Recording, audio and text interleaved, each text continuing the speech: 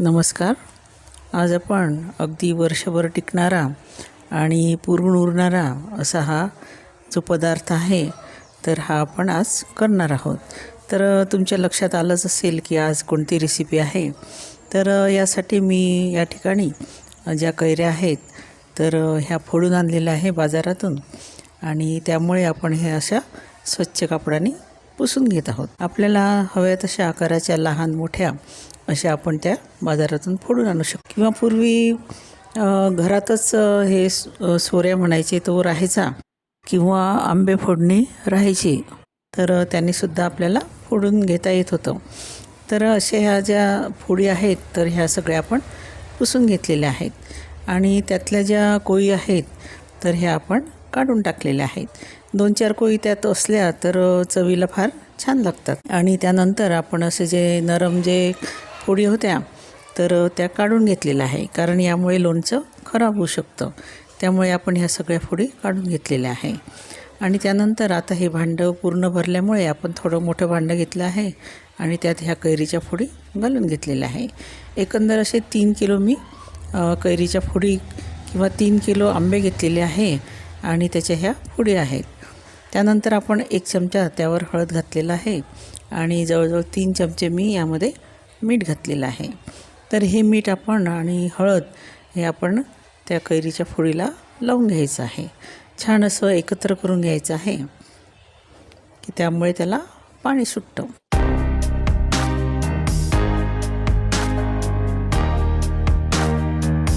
आणि अगदी थोड्या वेळातच तुम्ही पाहू शकता की छान त्याला पाणी सुटलेलं आहे. आणि हे जे आहे फोडी तर आपल्याला ह्या रात्रभर तशाच ठेवून द्यायच्या आहे. आपण याच्यावर झाकण ठेवून देणार आहोत. त्यामुळे काय होतं की हे पाणी जे आहे तर हे निघून जातं आणि आपल्या ज्या लोणचं घातल्यानंतर त्या फोडी आपल्या थोड्याशा नरम होऊ शकतात ह्या पाण्यामुळे.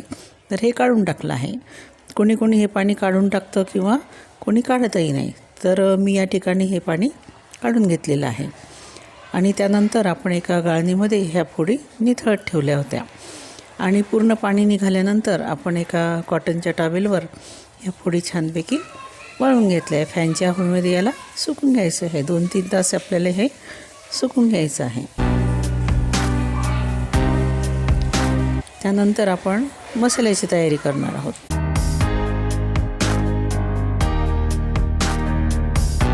तर या ठिकाणी मी मोहरी घेतलेली आहे आणि ही मोहरी भाजून आपल्याला यापासून डाळ बनवून घ्यायची आहे. तुम्ही बाजारात विकत मिळते ती डाळसुद्धा घेऊ शकता. आणि मोहरी आपल्याला खूप भाजायची नाही, तर थोडी गरम करून घ्यायची आहे, नाहीतर ती कडसर लागू शकते. तर आता हे थंड करायला ठेवलं. आता मी मोहरीची डाळसुद्धा घेतलेली आहे तर ती पण आपण भाजून घेणार आहोत. या ठिकाणी मी धणे घेतलेले आहे 1 वाटी. त्यानंतर मेथ्या ज्या आहेत तर त्या मेथ्यासुद्धा मी 4 ते 5 चमचे घेतलेल्या आहेत. खूप सुंदर अशी चव ह्या मेथ्यांची ह्या लोणच्यामध्ये लागते. त्यानंतर अगदी 2 चमचे जिरं घेतलेलं आहे आणि ही थोडी भाजल्यानंतर आपल्याला थोडी सोप यामध्ये घालायची आहे. तर ही सोप माझी भाजलेली होती, कारण मी नेहमीच सोप भाजून ठेवत असते. त्यामुळे मी सगळ्यात शेवटी तिला टाकलेलं आहे. आणि हे सगळं साहित्य भाजून झालं म्हणजे खूप जास्त भाजायचं नाही आहे. तर थोडं चांगलं कडक असं गरम झालं की आपल्याला ते काढून घ्यायचं आहे, कारण त्यामुळे आपलं जे लोणचं आहे तर ते टिकायला मदत होते. त्यातलं जे मॉइश्चर असतं तर ते निघून जाण्यासाठी मदत होते. तर आता ही मोहरीची डाळ आहे तर हिला थोडंसं गरम करून घ्यायचं आहे. ही लवकर जळते. तर यासाठी आपण हिला थोडी गरम करून घेतलेली आहे. हात लावून पाहिलेला आहे की थोडी गरम झाली किंवा नाही आणि लगेच आपण ती काढून घेतलेली आहे. यामध्ये मी थोडा मसाल्याचा सुद्धा वापर करते. तर या ठिकाणी काळी मिरी घेतलेली आहे आणि त्याचसोबत आपण मोठी विलायची आणि लहान विलायची, हिरवी विलायची ज्याला म्हणतो, तीसुद्धा घेतलेली आहे. त्याचसोबत लवंग आणि थोडी दालचिनीसुद्धा मी यामध्ये घातलेली आहे. आणि आता हे छान थोडंसं भाजून घ्यायचं, गरम करून घ्यायचं आणि मिक्सरला छान बारीक करून घ्यायचं आहे.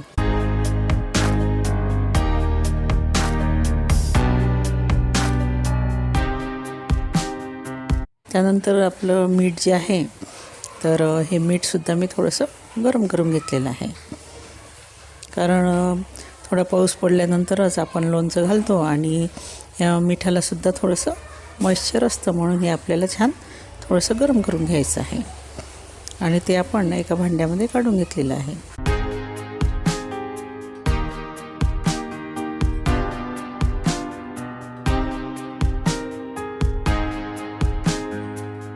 त्यानंतर 2 पाकीट जे हिंग आहे, 10-10 ग्रॅमचे हे पाकीट आहेत, तर तो खडा हिंग मी या ठिकाणी वापरला आहे. त्यामुळे अगदी छान असा सुगंध याला येतो. म्हणजे असे बारीक पावडर वापरण्यापेक्षा हा खडा हिंग वापरलेला फार छान राहतो. तर या ठिकाणी मी जे शेंगदाण्याचं तेल आहे, तर याचा वापर लोणच्यासाठी केलेला आहे आणि त्यानंतर मी थोडंसं मोहरीचं तेलसुद्धा वापरलेलं आहे. त्यामुळे मी 1 पाकीट पूर्ण टाकलेलं नाही आहे. एका बाजूला आता हे तेल गरम होते आणि थंड होते तोपर्यंत आपण मोहरीची डाळ ही करून घेणार आहोत. मोहरी मिक्सरला थोडीशी चालू बंद करत आपण ही फिरवून घेतलेली आहे आणि याचे साल आता सुपाच्या साहाय्याने आपण काढून घेत आहोत. सूप नसलं तर आपण ते ताटातसुद्धा करू शकतो. अशी छान आपली मोहरीची डाळ तयार झालेली आहे. आपण म्हणाल की मोहरीची डाळ रेडीमेड मिळत असते आणि तीसुद्धा तुम्ही वापरलेली आहे, तर ही का केली, एवढी मेहनत का केली? तर हिचं जे म्हणजे चव असते तर ती अतिशय छान अशी लागते. तर आता ही जी रेडीमेड मोहरीची डाळ आहे तीसुद्धा आपण थोडी जाडसर यामध्ये वाटून घेणार आहोत किंवा याला रवाळ असं सुद्धा म्हणतात. तर आता हे जे मसाले आहेत, धणे वगैरे, हे सुद्धा आपण याला ओबडधोबड म्हणूया. आपण ओबडधोबड मिक्सरमधून काढून घेतलेले, म्हणजे जाडसर अशी त्याची पूड आपण करून घेतलेली आहे. त्यानंतर आपले हे जे मसाले आहेत ते सुद्धा आपण याला बारीक करणार आहोत. मसाले बारीक करून घ्यायचे आहे. त्यानंतर हिंगसुद्धा बारीक करून घ्यायचं आहे.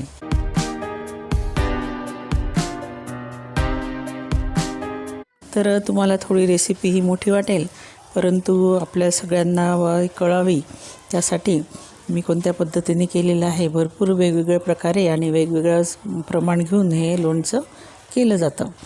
तर आता या ठिकाणी आपण घरी केलेली मोहरीची डाळ आणि विकतची मोहरीची डाळ आणि मसाले जे धणे जिरे ते मसाले जे होते ते, त्यानंतर 1 ते 1.5 वाटी आपण तिखट घेतलेलं आहे आणि तो तयार केलेला गरम मसाला आणि अर्धी वाटी हळद घेतली आहे आणि सुंदर रंग येण्यासाठी मी या ठिकाणी काश्मीरी लाल मिरचीचा वापर केलेला आहे.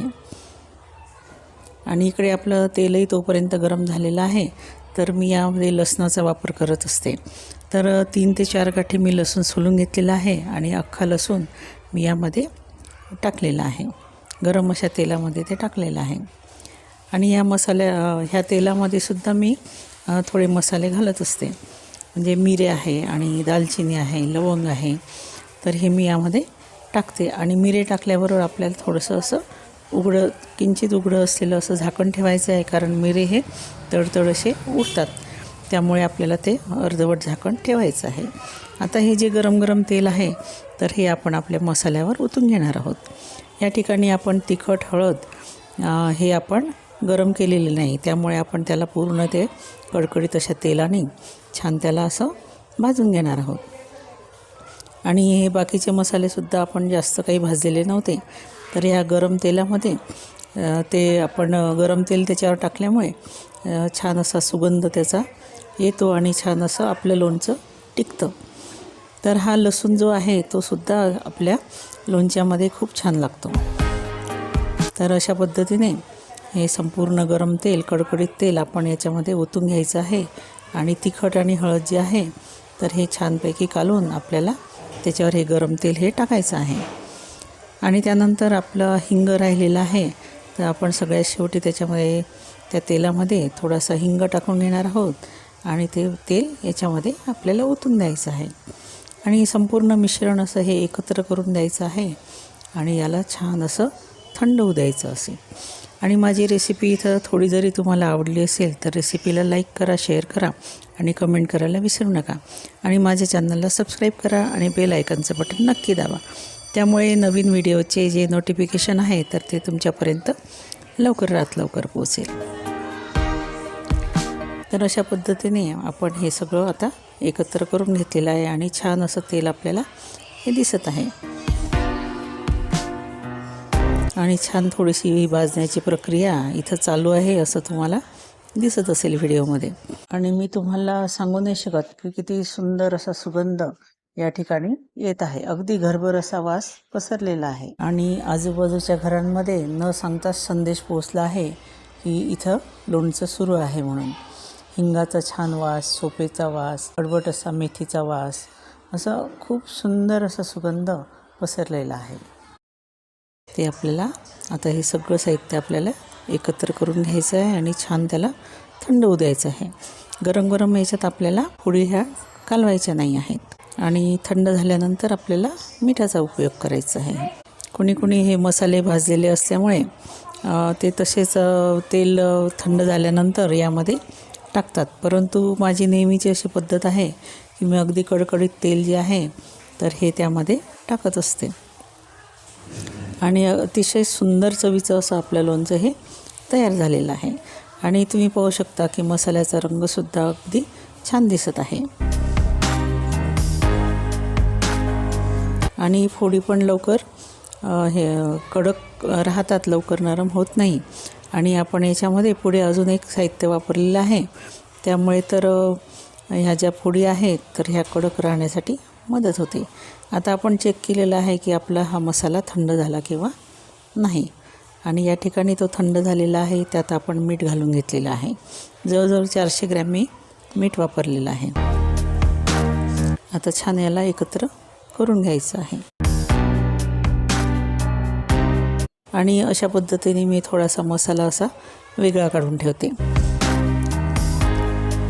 त्याच्यात आपण इतर लोणचे जे आहे, समजा मिरचीचं लोणचं करायचं असेल किंवा आपण भाज्यांचे लोणचे तयार करतो, तर यावेळेला हा मसाला अगदी आपला तयार असतो आणि या मसाल्यातच आपण ते भाज्यांचं लोणचं तयार करू शकतो. झटपट असे आपले हे लोणचे त्यानंतर तयार होतात. आणि या ठिकाणी माझ्या घरी भरपूर मसाला किंवा आपण ज्याला खार म्हणतो तर हा लागतो, त्यामुळे मी हा मसाला भरपूर घेतलेला आहे.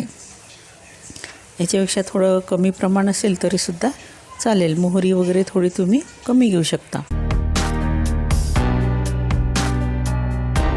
आणि छान ह्या फोडींना छान असं तर मसाला जो आहे तर तो चोळून घ्यायचा आहे. आणि आता सुरुवातीला आपण एका मोठ्या स्टीलच्या गंजामध्ये किंवा स्टीलच्या पातेल्यामध्ये तर ह्या फोडी टाकून घेणार आहोत. आणि संपूर्ण फोडी त्यात टाकून आपण ते झाकून ठेवणार आहोत. आणि दुसऱ्या दिवशी त्याला पुन्हा हलवायचं आहे, खालीवर करायचं आहे. त्यामुळे मीठ हे सगळ्या फोडींना लागतं, अजून त्याला पाणी सुटतं.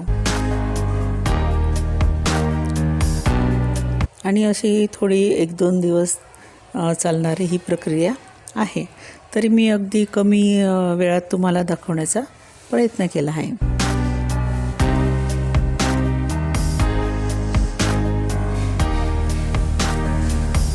तर बघा, सुंदर असं आपलं लोणचं दिसत आहे. आणि छान अशा फोडींना हा मसाला लावायचा आहे, एकजीव करायचा आहे.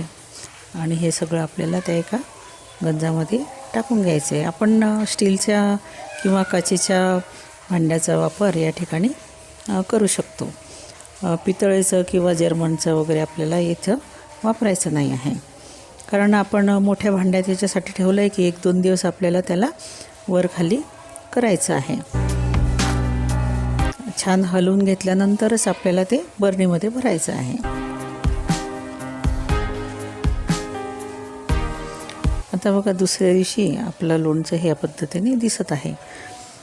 आणि आता याला आपण कालवून घेणार. पहा किती सुंदर तेल खाली सुटलेलं आहे आणि आपला मसालासुद्धा खूप छान दिसत आहे. असं रसरशीत असं आपलं हे लोणचं तयार झालेलं आहे. पुन्हा आपण याला 1 दिवस ठेवून दिलेलं आहे. आणि त्यानंतर आपण तिसऱ्या दिवशी आता हे मोहरीचं तेल मी या ठिकाणी घेतलेलं आहे. आणि तुम्हाला जे म्हटलं होतं की यामुळे आपलं जे लोणच्याच्या फोडी आहेत तर त्या कडक राहण्यासाठी मदत होतं, तर ती आहे कालुंजी, म्हणजे कांद्याचं बी. तर हे सुद्धा मी यामध्ये टाकून घेतलेलं आहे. आणि त्यानंतर थोडंसं मला तेल कमी वाटल्यामुळे मी अजून मोहरीचं तेल घेतलेलं आहे. आणि ते छान कडकडीत गरम करावं लागतं. मोहरीचं तेल जे आहे ते चांगलं अशा वाफा निघेपर्यंत गरम करायचं असते. आणि त्याच्यानंतर आपल्याला ते थंड करून घ्यायचं आहे. आणि आता आपण हे लोणचं पाहू शकता छान असं तयार झालेलं आहे. आणि यामध्ये आपण आता जी कालुंजी वगैरे तयार केलेलं तेल आहे कालुंजी घालून, तर हे यामध्ये घालून घेणार आहोत.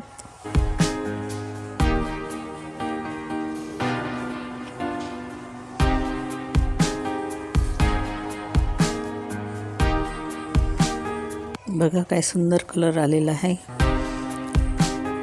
वाव, खूपच सुंदर आणि चवीला सुद्धा अतिशय चांगलं हे तयार झालेलं आहे. आता हे एवढं तेल टाकून घेतलं आहे आणि जर तुम्हाला आवश्यक वाटलं तर तेल अजून आपण मोहरीचं गरम केलेलं आहे, तर ते सुद्धा आपण यामध्ये टाकून घेणार आहे. यात पूर्ण तेल मी टाकलेलं नाही आहे, तर फक्त अर्ध तेल मी त्यामध्ये टाकलेलं आहे. आणि एवढं तेलसुद्धा पुरेसं आहे, पण तेल थोडं जास्त प्रमाणात आमच्या इथं पाहिजे असल्यामुळे मी ते मोहरीचं तेल जे आहे तरी ते अर्धच टाकलेलं आहे, अर्ध बाजूला ठेवून दिलेलं आहे. आणि जर पुन्हा वाटलं 3-4 दिवसांनी तर आपण ते घालू शकतो किंवा दुसऱ्या एखाद्या पदार्थामध्ये ते तेल वापरू शकतो. आता छान अशा काचेच्या बरणीमध्ये आपण हे भरून ठेवणार आहोत. तुम्ही ते चिनी मातीच्या बरणीतसुद्धा भरून ठेवू शकता. भांड्यात ठेवल्यामुळे आपल्याला ते थोडंसं वर खाली करून घेण्यासाठी मदत होते. बरणीमध्ये आपण एवढं करू शकत नाही, त्यामुळे मी 2 दिवस ते बाहेरच ठेवलेलं आहे. आणि आता आपण हे बरणीमध्ये भरून ठेवत आहोत.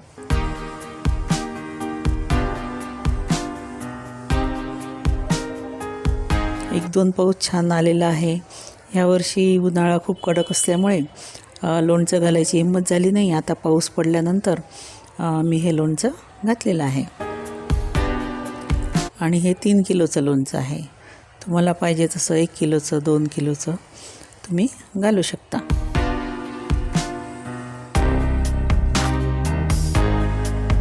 आणि आता मुलांचे डबे असतात किंवा आता शेतात कामं लागलेले आहेत तर डबे असतात, तर यासोबत हे लोणचं खूप असं आवडीने खाल्लं जातं आणि भरपूर प्रमाणातही लागतं. आणि कधीकधी हा जो लोणच्याचा खार आहे किंवा आपण त्याला मसाला म्हणूया, तर तो सगळ्यांना खूप आवडतो. एखाद्या वेळेला 4 वाजता भूक लागली तर मुलांना किंवा आपल्यालासुद्धा एक पोळी घ्यायची आणि त्याच्यावर हा खार टाकायचा आणि त्याच्यानंतर थोडंसं तेल त्याच्यावर घ्यायचं आणि छान असं गट्टम करून घ्यायची ती पोळी, तर खूप असे चविष्ट असे हे लागते. कधीकधी भाजी पोळीचा आपल्याला कंटाळा येतो, त्यावेळेलासुद्धा आपण लोणचं पोळी वगैरे खाऊ शकतो किंवा एखाद्या भाजीसोबत वरण भातासोबत तोंडी लावणं म्हणून हे लोणचं आपल्याला नेहमीच उपयोगात पडतं. आणि अगदी आपल्या हाताशी राहतं, वर्षभर आपल्या हे हाताशी राहतं तोंडी लावणं म्हणून. तर त्यात थोडं तेल टाकून घेतलेलं आहे आणि आता आपण हे छान असं बरणी ही हलवून घेणार आहोत की तेल हे सगळीकडे गेलं पाहिजे.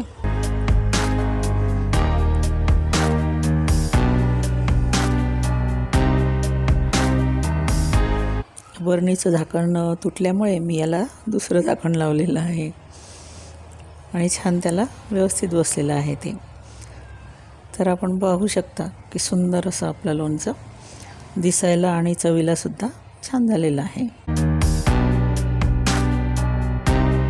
तर तुम्हाला कसं वाटलं ते कमेंट करून मला नक्की सांगा. धन्यवाद.